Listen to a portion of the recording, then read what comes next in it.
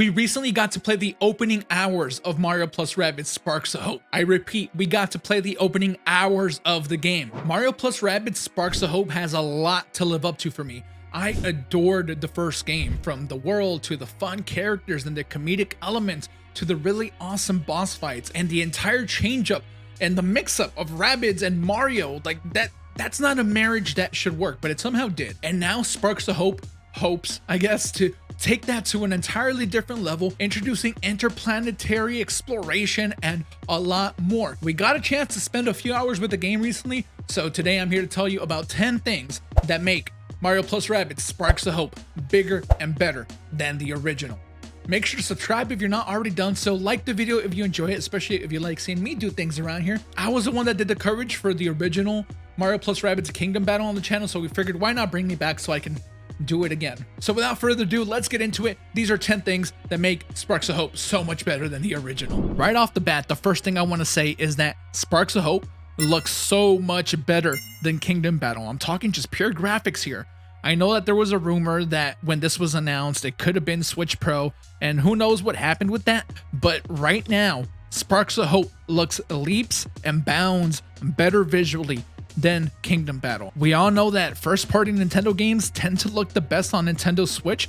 This isn't first-party, but Mario was done justice just because this looks so visually appealing, so much better. It's a big improvement. Seriously, guys, you guys are going to be shocked with how good this looks on Nintendo Switch. Along with visual improvements though, the game also gives us a more open world and level design. Now, this isn't open world by any means, but it kind of feels that way sometimes, more like an open zone type gameplay. Shout out to a special blue hedgehog out there. There are still a lot of Easter eggs to find throughout the world, and the game rewards exploration without handholding.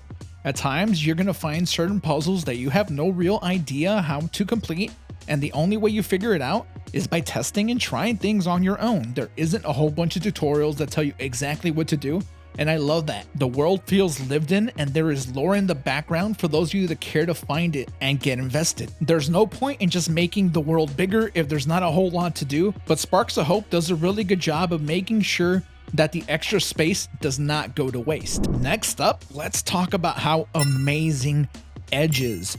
Yes, he does kind of look like a Final Fantasy character, but so far, he is one of, if not the coolest character in the game. It seems that he was built around the new combat system. He can do 3 dashes on enemies right off the bat, and that's something that you have to upgrade with other characters. His sword can be thrown and it functions like a boomerang, hitting multiple enemies, going and coming back. He has a counter ability. If anyone walks into the radius that it employs, he attacks and teleports behind enemies and just goes to town on them. He is a great overall character. We found that he's more of a jack of all trades. Obviously, certain characters lend themselves to certain playstyles, but Edge, above just being really cool and him having fun interactions and relationships with Rabbid Mario and a certain boss that we won't get into here so that we don't spoil anything, he oozes personality. He's really fun, and the fact that an original character brings this much joy and sheer awesomeness to the game where there are full-on Nintendo properties in it, that has to be applauded. Edge is just awesome, and I have a feeling that a lot of people are really going to gravitate towards this character. The fact that Sparks of Hope takes you to different planets is one of the main selling points, but there's no point in going to a bunch of different planets if they're not all that different. Thankfully, every world feels very different than the last. We only saw a few here, but the snow/ice one is one example of just how interesting things can get because it's ghost themed. Another world is an island that has been taken over by rain, and it's your job to bring the sunshine back.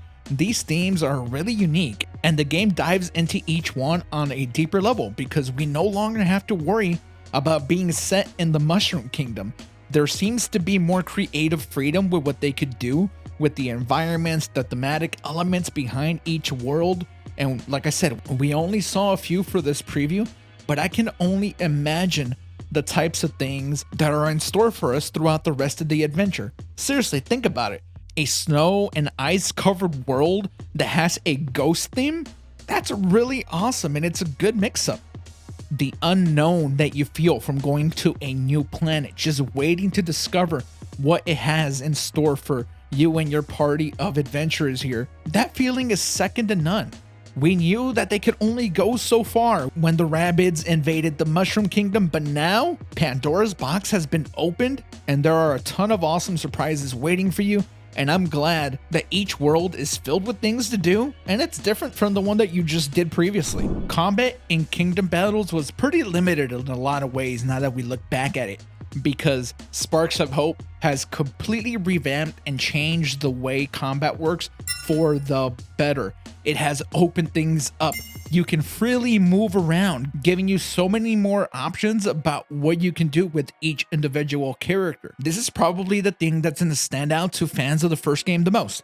The fact that combat feels so much more fluid and free. Bebo takes a back seat this time because now you are individually controlling each one of your party members in the game. With the opening up of the battles, it also opens up different lanes of strategic elements that you could play with. Sparks are just one thing that I want to mention, and we'll talk about sparks a little bit later in the video, but that alone can completely change the way your character plays like. But you and your team aren't the only ones that have more freedom. Enemies will also use this newfound gameplay structure to their advantage. Positioning is still very important. You can combo dashes, you can use your teammates to form some real synergy, and you are going to have to use every tool at your disposal in order to be successful. Gotta be honest, I really love this change up because turn-based battles have been done to death recently on Nintendo Switch. There's a lot of JRPGs on the console, and a lot of them do really traditional turn-based strategy. So the fact that this got opened up a little bit to a more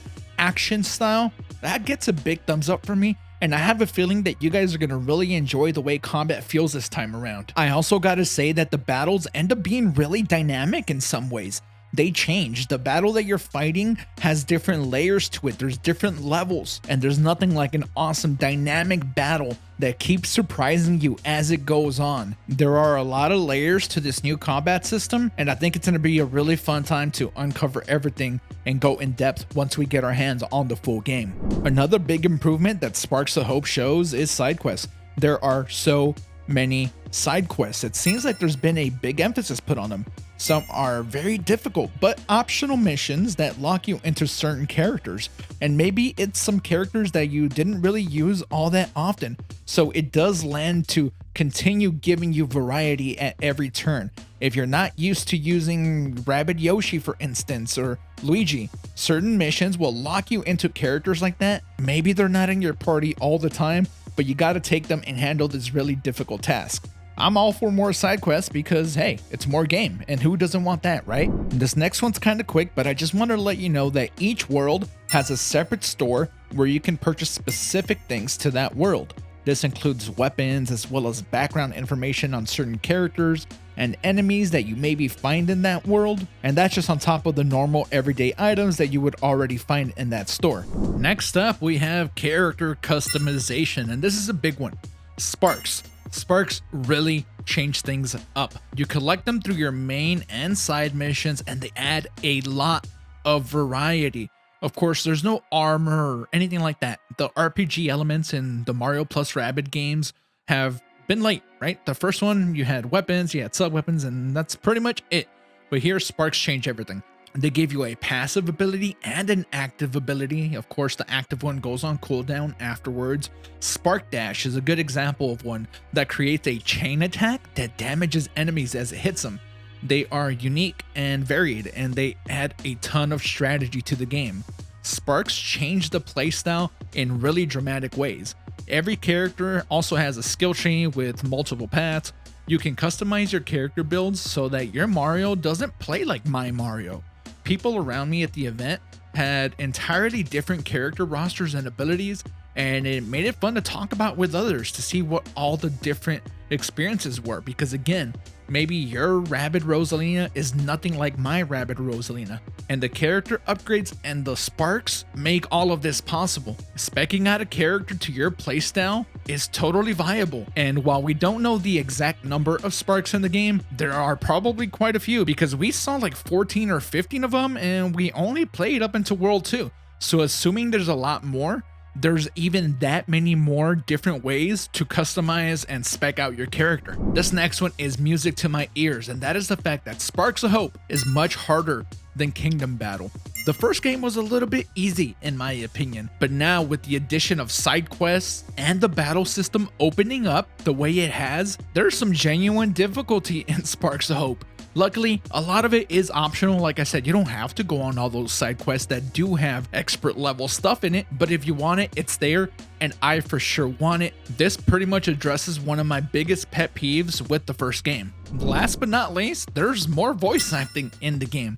We did see some of the bosses sing and stuff like that in the first game, and no, Mario and Luigi aren't having full-on conversations or anything like that, but Beepo talks a lot in this, and a lot of the other side characters, yeah, voice acting has really been taken to another level with Sparks of Hope, and that's something that I want in a lot more Nintendo games. I wish Nintendo would just fully make the transition, get with the times, and offer some voice acting. And there you have it. That is 10 ways that Sparks of Hope completely surpasses Kingdom Battle. Let me know what you think in the comments below. What part of this are you most excited for? Seriously, let me know. I'm going to be checking out pretty much all the comments, and I'll respond to a whole bunch of you. Subscribe if you're not already subscribed. Thank you for checking out this video, and we will see you again very soon. Hopefully, Zach will be right back. I'm only taking over for this Mario plus Rabbids stuff, and with that, I am out of here. Again, thank you for watching. You guys are pretty much all amazing, and I hope to see you again very soon. SwitchForce out.